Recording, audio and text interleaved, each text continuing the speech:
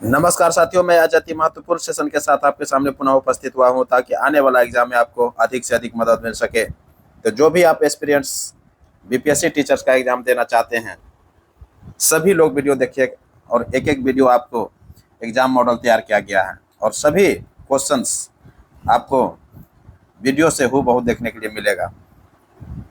तो आप सभी वीडियो देखने का प्रयास कीजिए। भारत छोड़ो आंदोलन के समय किसने कांग्रेस रेडियो का प्रसारण किया था? भारत छोड़ो आंदोलन के दौरान किसने कांग्रेस रेडियो का प्रसारण किया था? तो उषा मेहता ने किया था। कौन किया था? उषा मेहता। ऑप्शन ए हो जाएगा। क्लियर हो गया होगा। जो भी हम क्वेश्चंस आपको दे रहे हैं, सभी क्वेश्चंस जो है आप कॉन्सेप्ट के साथ क्लियर रखिएगा। दिल्ली के लाल किले पर प्रसिद्ध आजाद हिंद फौज पर महाभियोग चलाया था। कह रहा कि दिल्ली के लाल किले पर प्रसिद्ध आजाद हिंद फौज पर अभियोग चलाया था। तो अभियोग जो चलाया था किसने चलाया था? दिल्ली के लाल किले पर चलाया गया था। आजाद हिंद फौज के खिलाफ अभियोग चलाया गया था। तो कब चलाया गया था? तो 1945 ईस्वी में चलाया गया था। कब चलाया गया था? 1945 ईस्वी में चलाया गया था। क्लियर। नेक्स्ट क्वेश्चन है नाव। नाव और नेवर। देखिए ये नाव कर लीजिएगा, नाव और नेवर, ये नाव है यहाँ पर। नाव और नेवर पंपलेट किसने लिखा था? नाव और नेवर पंपलेट किसने लिखा था? तो चौधरी रहमत अली ने लिखा था। किसने लिखा था? चौधरी रहमत अली ने लिखा था। ऑप्शन सी हो जाएगा। क्लियर। नेक्स्ट क्वेश्चन है प्रांतीय सरकार। प्रांतीय सरकार का गठन किस अधिनियम के तहत किया गया था? प्रांतीय सरकार का गठन किस अधिनियम के तहत किया गया था? तो भारत सरकार अधिनियम 1935 के तहत किया गया था। भारत सरकार अधिनियम 1935 के तहत किया गया था। ऑप्शन सी हो जाएगा। नेक्स्ट क्वेश्चन है आजाद हिंद फौज के दिन आजाद हिंद फौज के किन अफसरों पर लाल किला पर मुकदमा चलाया गया था? देखिए लाल किला पर जो मुकदमा चलाया गया था 1945 ईस्वी में चलाया गया था। तो कहता है कि आजाद हिंद का कौन सा ऐसा अफसर था जिस पर जो है ये मुकदमा चलाया गया था? तो कौन कौन अफसर थे? तो जनरल प्रेम सहगल, जनरल शाहनवाज, जड़ ढिल्लो, ये जो है तीनों जो है जड़ ढिल्लो, जनरल प्रेम सहगल और जनरल शाहनवाज, ये तीनों पर जो है मुकदमा जो है चलाया गया था। 1945 ईस्वी में चलाया गया था। तो उपयुक्त में से क्या हो जाएगा? उपयुक्त में से एक से अधिक हो जाएगा। क्लियर। नेक्स्ट क्वेश्चन है किसने गांधी इरविन समझौता में गांधी के लाभ को संतावना पुरस्कार कहा था? गांधी इरविन जो समझौता हुआ था, गांधी इरविन समझौता हुआ था 1931 ईस्वी में, और उस समय जो है द्वितीय गोलमेज सम्मेलन चल रहा था। द्वितीय गोलमेज सम्मेलन में भाग लेने के लिए गांधी इरविन के बीच में एक समझौता होता है।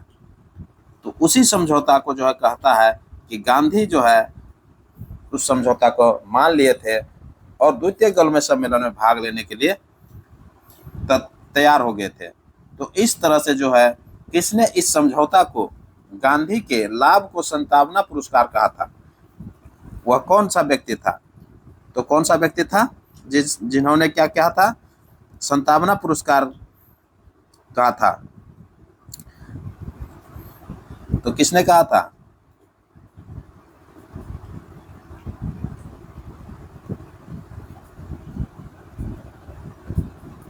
तो इसका आंसर हो जाएगा ऑप्शन सी हो जाएगा, एलन कैंपबेल जॉनसन हो जाएगा।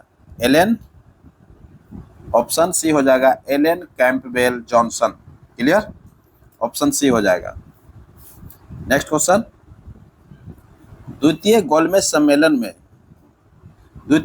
सम्मेलन में कांग्रेस के प्रतिनिधि के रूप में भाग लेने के लिए महात्मा गांधी मुंबई से लंदन किस जहाज से गए थे? तो एसएस राजपुताना से गए थे।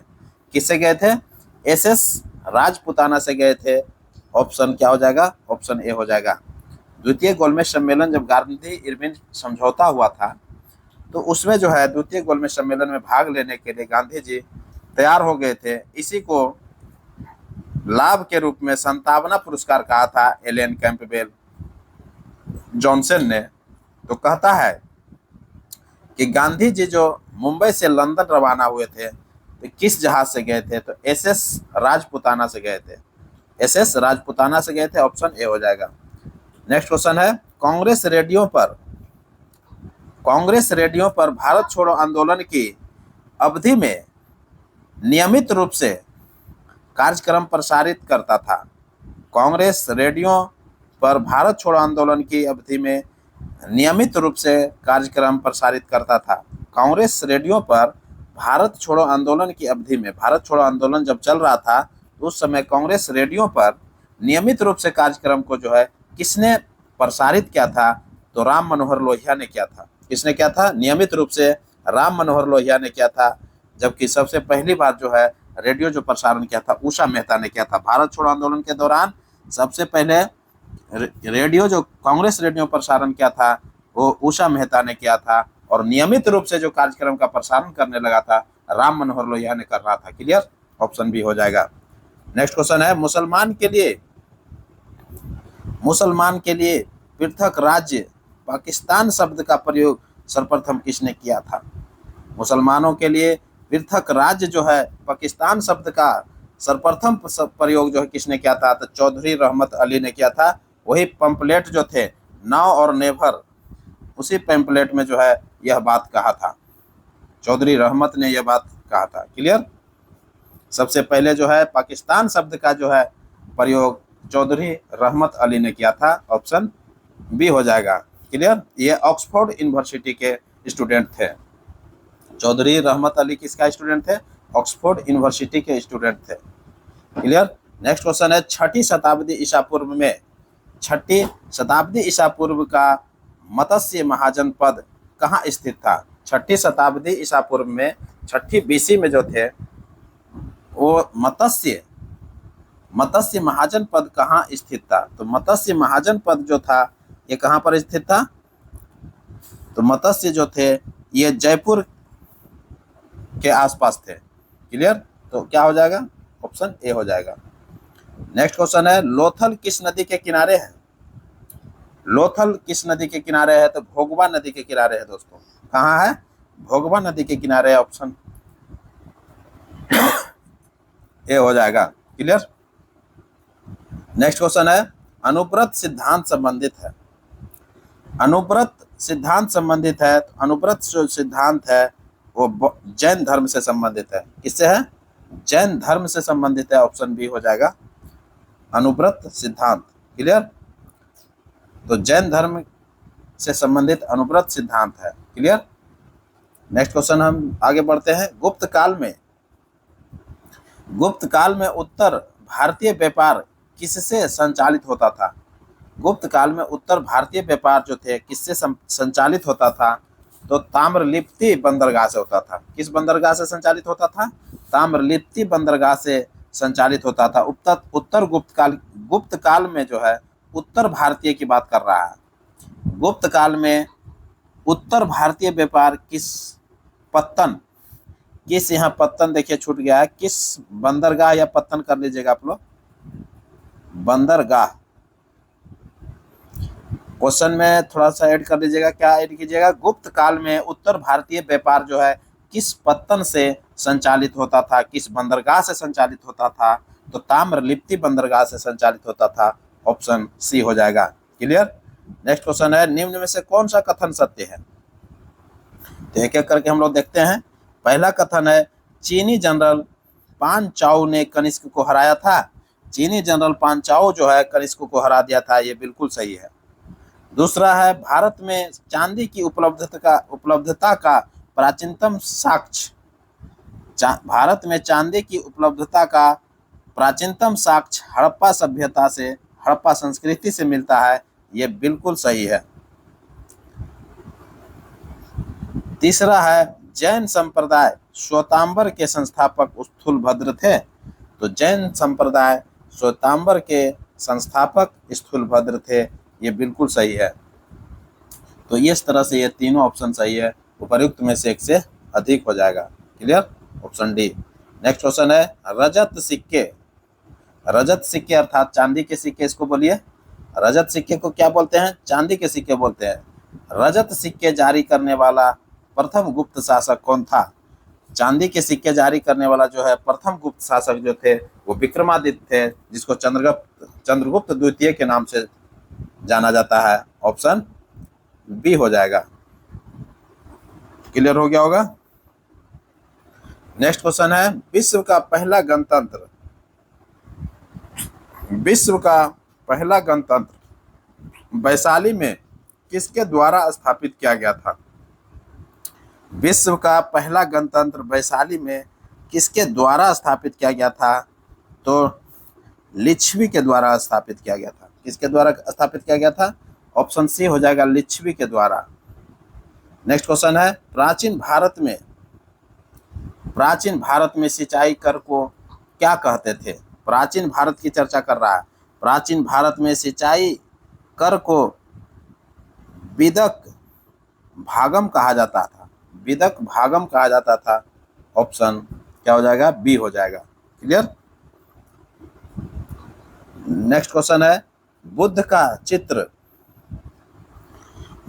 चित्र किसके सिक्के पर मिलता है? बुद्ध का चित्र जो है किसके सिक्के पर मिलता है? तो कनिष्क के सिक्के पर बुद्ध का चित्र मिलता है। ऑप्शन बी हो जाएगा। नेक्स्ट क्वेश्चन है द्वितीय बौद्ध संगति का आयोजन कहाँ हुआ था? देखिए बौद्ध संगति पूछ लिया है, तो बौद्ध संगति के बारे में सभी बौद्ध संगति, चारों बौद्ध संगति को आप क्लियर रखिएगा, क्योंकि एक बौद्ध संगति जो है हर वनडे एग्जामिनेशन में क्वेश्चन में पूछा जाता है। तो पहला बौद्ध संगति कहाँ हुआ था? राजगीर में हुआ था। दूसरा बौद्ध संगति वैशाली में हुआ था। तृतीय बौद्ध संगति पाटलिपुत्रा में हुआ था, जबकि चतुर्थ बौद्ध संगति कुंडलवन कश्मीर में हुआ था। क्लियर हो गया होगा। तो द्वितीय बौद्ध संगति पूछा है तो क्या हो जाएगा? वैशाली हो जाएगा। प्रथम बौद्ध संगति जो हुआ था राजगीर में, तो उस समय जो थे गौतम बुद्ध का मृत्यु हुआ था 483 ईसा पूर्व में। उसी समय जो है राजगीर में पहला बौद्ध संगति आयोजन किया गया था। क्लियर। दूसरा बौद्ध संगति जो हुआ 383 से 100 साल के बाद हुआ, 383 ईसा पूर्व में हुआ था, वैशाली में हुआ था। क्लियर हो गया होगा। और तीसरा जो बौद्ध संगति हुआ था पाटलिपुत्रा में 255 के आसपास में हुआ था। तो ये जो हुआ था अशोक के समय में हुआ था, पाटलिपुत्रा में हुआ था। और चौथा बौद्ध संगति जो हुआ कुंडलवन में हुआ, 72 ईस्वी में हुआ था। ये क्लियर रखिएगा।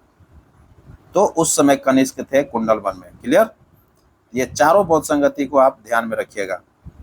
महाकश्यप, सावाकमी, वसुमित्र, मोगलीपुत्र, तब वसुमित्र, इस तरह से आप ध्यान में रखिएगा। महाकश्यप, सावाकमी, मोगलीपुत्र और वसुमित्र, ये चार जो थे अध्यक्ष, चारों का अध्यक्ष था। राजगीर में जो है बौद्ध संगति जो हुआ था महाकश्यप ने अध्यक्षता किया था, और वैशाली में जो बौद्ध संगति हुआ था वो सावाकामी ने किया था अध्यक्षता, और पाटलिपुत्र में जो बौद्ध संगति हुआ तीसरा, उसमें जो है मोगलीपुत्र तिस्य ने किया था अध्यक्षता, और कुंडलवन कश्मीर में जो हुआ वसुमित्र ने किया था अध्यक्षता। तो इस तरह से आप क्लियर रखिएगा। ये चारों जो है कभी कभी क्वेश्चन पूछ भी लेता है। क्लियर। तो सभी का शासक भी पूछता है, कौन कौन शासक कब कब हुए। तो पहला जो बौद्ध संगति राजगीर में हुआ था तो अजात शत्रु के समय हुआ था। उस समय मगध पर अजात शत्रु का शासन चल रहा था। दूसरा जो बौद्ध संगति हुआ था 383 ईसा पूर्व में वैशाली में, उसमें कौन था? काला शोक था। कौन थे? काला शोक थे वैशाली में दूसरा बौद्ध संगति के दौरान। तीसरा बौद्ध संगति जो हुआ 255 ईसा पूर्व के आसपास, उसमें जो थे पाटलिपुत्रा में हुए, और वहां पर मोगलीपुत्र तिस्य ने अध्यक्षता किया था। उस समय जो है मगध पर शासन किसका चल रहा था? अशोक सम्राट का चल रहा था, अशोक महान का चल रहा था। क्लियर। और चौथा बौद्ध संगति जो हुआ था वसुमित्र की अध्यक्षता में, उस समय कनिष्क शासन कर रहे थे। क्लियर। 72 ईस्वी में। इस तरह से आप क्लियर रखिएगा। नेक्स्ट क्वेश्चन बढ़ते हैं। महावीर की मृत्यु कहाँ हुआ था? महावीर की मृत्यु कहाँ हुआ था? तो महावीर की मृत्यु जो है, महावीर की चर्चा कर रहा है। महावीर से हमेशा क्वेश्चन पूछा जाता है, इसलिए ध्यान में रखिएगा। कह रहा है कि महावीर की मृत्यु कहाँ हुआ था? तो पावापुरी में हुआ था। महावीर की मृत्यु कहाँ हुआ था? पावापुरी में हुआ। तो महावीर जो है जैन धर्म के 24वें अंतिम तीर्थकर हुए थे। ये क्वेश्चन बार बार रिपीट किया जाता है कि जैन धर्म के 24वें तीर्थकर कौन हुए? तो महावीर हुए। और अंतिम तीर्थकर भी कभी कभी पूछता है कि जैन धर्म के अंतिम तीर्थकर कौन हुए? तो महावीर होते हैं। क्लियर? तो क्या हो जाएगा इसका? पावापुरी हो जाएगा। क्लियर? ऑप्शन बी हो जाएगा। नेक्स्ट क्वेश्चन है लेखक कला की। क्वेश्चन है कि लेखन हो जाएगा, यहाँ लेखक कर दिया, लेखन कर लीजिएगा। लेखन लेखन कला की उचित प्रणाली विकसित करने वाली सर्वप्रथम प्राचीन सभ्यता थी। लेखन कला की उचित प्रणाली जो विकसित किया था सर्वप्रथम प्राचीन सभ्यता जो थी वो सुमेरियो थी। सुमेरियो ने ही जो है लेखन कला को विकसित किया था। लिखने की जो कला को विकसित किया था वो सुमेरियो ने किया था। ऑप्शन बी हो जाएगा। नेक्स्ट क्वेश्चन है किस गुप्त शासक ने सर्वप्रथम सिक्के जारी किए थे? किस गुप्त शासक ने सर्वप्रथम सिक्के जारी किए थे? तो चंद्रगुप्त प्रथम ने किया था। किसने किया था? चंद्रगुप्त प्रथम ने किया था। ऑप्शन सी हो जाएगा। नेक्स्ट क्वेश्चन है निम्न कथन में से कौन असत्य है? असत्य की चर्चा कर रहा है। निम्न में से कौन सा कथन असत्य है? एक एक करके देख लेते हैं। भारत में मानव का सर्वप्रथम साक्ष्य, ये साक्ष्य हो जाएगा। मानव का सर्वप्रथम साक्ष्य गंगा घाटी से मिलता है। ये बिल्कुल जो है गलत है दोस्तों। भारत में मानव का सर्वप्रथम साक्ष्य जो मिलता है ये नर्मदा घाटी से मिलता है। कहाँ से मिलता है? नर्मदा घाटी से मिलता है। तो असत्य की पहचान करना था हमको, तो एक तो मिल गया।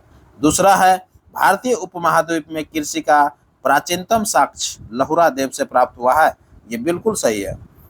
भारतीय उपमहाद्वीप में कृषि का प्राचीनतम साक्ष्य जो है लहुरा देव से प्राप्त हुआ है। ये बिल्कुल सही है। तीसरा है एक ही कब्र दमदमा से 3 मानव कंकाल मिले हैं। ये बिल्कुल सही है। एक ही कब्र दमदमा जो है से 3 कंकाल मिले हैं। ये बिल्कुल सही है। तो इस तरह से जो है ऑप्शन ए क्या हो जाएगा? असत्य हो जाएगा। ऑप्शन ए सही है। क्लियर? तो भारत में मानव का सर्वप्रथम साक्ष्य जो मिलता है वो नर्मदा घाटी से मिलता है। क्लियर? ये याद रखिएगा। नेक्स्ट क्वेश्चन है लोकायतन दर्शन किसको कहा जाता है? लोकायतन दर्शन किसको कहा जाता है? तो लोकायतन दर्शन जो होता है उसको चारवाक को कहा जाता है। किसको कहा जाता है? चारवाक को कहा जाता है। ऑप्शन बी हो जाएगा। नेक्स्ट क्वेश्चन है सिंधु सभ्यता संबंधित है। सिंधु सभ्यता संबंधित है किससे संबंधित है? आद्य ऐतिहासिक युग से संबंधित है। सिंधु सभ्यता जो है आद्य ऐतिहासिक युग से संबंधित है। क्लियर? कांस्य युग से संबंधित है। ऑप्शन सी हो जाएगा। नेक्स्ट क्वेश्चन है निम्न में से कौन सा कथन सत्य है? निम्न में से कौन सा कथन सत्य है? एक एक करके देखते हैं। पहला है आजीवक संप्रदाय के संस्थापक मखली गोसाल थे।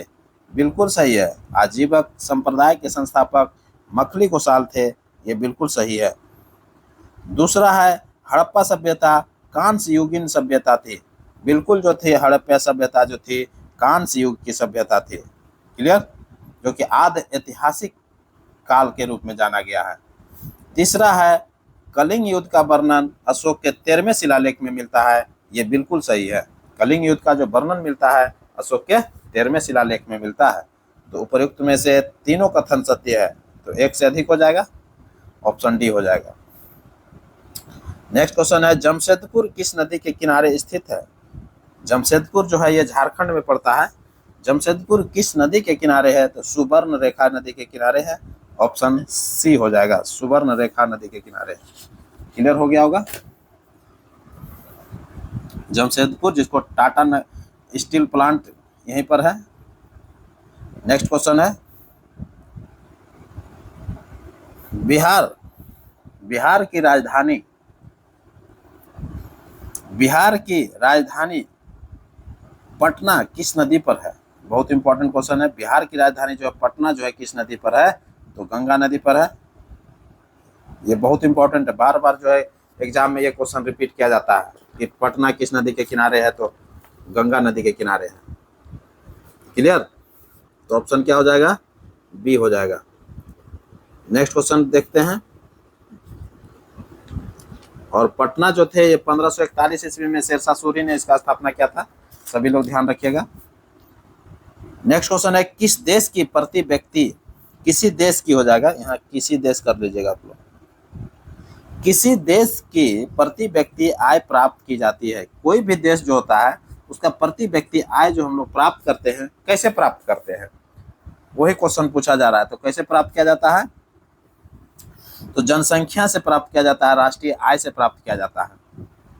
जनसंख्या से प्राप्त किया जाता है, राष्ट्रीय आय से प्राप्त किया जाता है, क्योंकि प्रति व्यक्ति आय जो होता है कुल राष्ट्रीय आय पर कुल जनसंख्या से डिवाइड करते हैं, वो प्रति व्यक्ति आय मिल जाता है। क्लियर? तो प्रति व्यक्ति आय बराबर जो होता है क्या होता है? कुल राष्ट्रीय आय बटे कुल जनसंख्या। तो देश का जितना भी आय हो, राष्ट्रीय आय जो होता है कुल राष्ट्रीय आय बटे कुल जनसंख्या को प्रति व्यक्ति आय बोलते हैं। क्लियर हो गया होगा? तो जनसंख्या से, राष्ट्रीय आय से, ये दोनों से किया जाता है। तो उपरोक्त में से क्या हो जाएगा? एक से अधिक हो जाएगा। तो प्रति व्यक्ति आय बराबर फॉर्मूला लिख लीजिएगा आप लोग, ध्यान में रखिएगा कि कुल राष्ट्रीय आय बटे कुल जनसंख्या। क्लियर? नेक्स्ट क्वेश्चन है, राज्य सरकार का कार्यकारी, राज्य सरकार है ये, राज्य सरकार कर लीजिएगा। राज्य सरकार का कार्यकारी अध्यक्ष प्रमुख कौन होता है? ये अध्यक्ष या प्रमुख हो जाएगा, या कर लीजिएगा। राज्य सरकार का कार्यकारी अध्यक्ष या प्रमुख कौन होता है?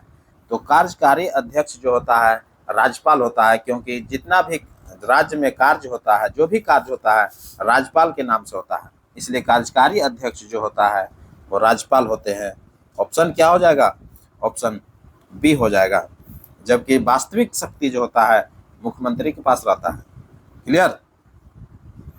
तो ये कार्यकारी जो अध्यक्ष होते हैं, अनुच्छेद 154 में, भारतीय संविधान के अनुच्छेद 154 में इसका वर्णन है। भारतीय संविधान के 154 में वर्णन है कि राज्य का जो कार्यकारी अध्यक्ष होगा राज्यपाल होगा। क्लियर? नेक्स्ट क्वेश्चन है, 7 दिसंबर 1942 ईस्वी को 7 दिसंबर 1942 ईस्वी को योगेंद्र शुक्ल कहाँ लाए गए थे? देखिए बहुत इंपॉर्टेंट क्वेश्चन है। 7 दिसंबर 1942 ईस्वी को योगेंद्र शुक्ल जो है कहाँ लाए गए थे? तो योगेंद्र शुक्ल जो है लाए गए थे, पटना लाए गए थे। क्यों? क्योंकि हजारीबाग जेल से ये फरार हुए थे। हजारीबाग जेल का नाम सुने होंगे। जब जयप्रकाश नारायण जो है 9 नवंबर 1942 को हजारीबाग जेल से क्या हुआ था, भागने के उपरांत योगेंद्र शुक्ल जो है 9 नवंबर को हजारीबाग जेल से, 9 नवंबर 1942 की चर्चा कर रहे हैं, भारत छोड़ो आंदोलन में 9 नवंबर 1942 ईस्वी को हजारीबाग जेल से जयप्रकाश नारायण के साथ इन्होंने भागा था। जयप्रकाश नारायण के साथ योगेंद्र शुक्ल भी भागे थे, जिसमें से क्या हुआ था कि जयप्रकाश नारायण भागने में सफल रहे थे और वो नेपाल के तराई में चले गए थे, जहां पर आजाद दास्ता नाम का एक संगठन तैयार किया था। और योगेंद्र शुक्ल जो थे 4 दिसंबर को मुजफ्फरपुर में पकड़ा गया था। कहां पर पकड़ा गया था? 4 दिसंबर को मुजफ्फरपुर में गिरफ्तार कर लिया गया और 7 दिसंबर को उसको पटना लाया गया था। 7 दिसंबर को क्या किया गया था? पटना लाया गया था और पटना से उसको जो है बक्सर जेल भेज दिया गया था। पटना से उसके बाद कहाँ भेज दिया? उसको बक्सर जेल में भेज दिया था। तो इस तरह से आप क्लियर रखिएगा। तो 9 नवंबर को फरार हुआ था जयप्रकाश नारायण के साथ हजारीबाग जेल से, और 4 दिसंबर के दिन मुजफ्फरपुर से योगेंद्र शुक्ल को गिरफ्तार किया गया और 7 दिसंबर को पटना लाया गया था। 7 दिसंबर को पटना लाया गया था और उसके बाद जो है पटना के बाद इसे बक्सर जेल भेज दिया गया था। क्लियर हो गया होगा? जबकि जयप्रकाश नारायण जो है भागकर कहाँ चल गए थे? नेपाल के तराई में चल गए थे और वहीं पर आजाद दास्ता नाम का संगठन तैयार किया और भारत की आज़ादी में अहम योगदान दिया था। क्लियर। नेक्स्ट क्वेश्चन है, और यही जो है 1942 का भारत छोड़ो आंदोलन जयप्रकाश नारायण को प्रसिद्धि दिलाता है। क्लियर। तो एक राष्ट्रीय नेता के रूप में जो है जयप्रकाश नारायण का प्रसिद्धि जो है 1942 का भारत छोड़ो आंदोलन ही दिलाता है। नेक्स्ट क्वेश्चन है, और ये अंतिम क्वेश्चन रहेगा, कह रहा है कि निम्न कथन में कौन सही है। एक एक कथन की हम लोग चर्चा करेंगे। पहला है, रामचंद्र शर्मा अमहरा गांव छपरा के निवासी थे। देखिए बहुत अंदर से क्वेश्चन पूछ लिया गया है। रामचंद्र शर्मा जो थे अमहरा गांव छपरा के निवासी थे, यह बिल्कुल सही है। दूसरा है, श्री नरसिंह नारायण, श्री नरसिंह नारायण बिहार के प्रसिद्ध समाजवादी नेता थे, ये बिल्कुल सही है। श्री नरसिंह नारायण बिहार के प्रसिद्ध समाजवादी नेता थे। क्लियर। तीसरा है, जयप्रकाश नारायण कांग्रेस समाजवादी पार्टी से संबंधित थे, ये बिल्कुल सही है। कांग्रेस समाजवादी पार्टी का गठन 1934 ईस्वी में किया था आचार्य नरेंद्र देव और जयप्रकाश नारायण ने मिलकर के, जिसमें आचार्य नरेंद्र देव इसकी अध्यक्षता किया था। कांग्रेस समाजवादी पार्टी की चर्चा कर रहे हैं और जयप्रकाश नारायण इसके सचिव थे। तो इस तरह से ये तीसरा ऑप्शन भी सही है। तो प्रयुक्त में से तीनों ऑप्शन क्या हो गया, सही हो गया, एक से अधिक हो जाएगा। तो इसी के साथ अब हमको इजाज़त दीजिए। मैं पुनः एक नए वीडियो के साथ आपके सामने उपस्थित होऊंगा। तब तक के लिए पढ़िए और नेक्स्ट वीडियो का इंतजार कीजिए। नमस्कार।